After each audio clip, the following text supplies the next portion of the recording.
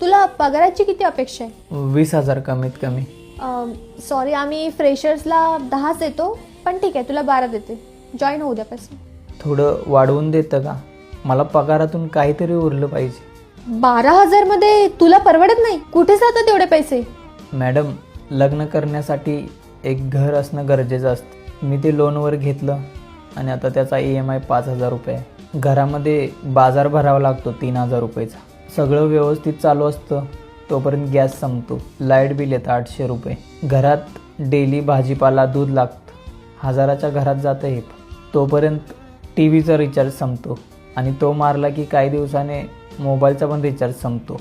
आणि कामावर येण्यासाठी बसचा पास पण काढावा लागतो. थोडे पैसे राहतात तोपर्यंत घरात कोणतरी आजारी पडतं. आणि तुम्ही जर मला 12,000 रुपये पगार दिला तर माझ्याकडे 200 रुपये राहतील. 200 रुपये वर्षभर साठवले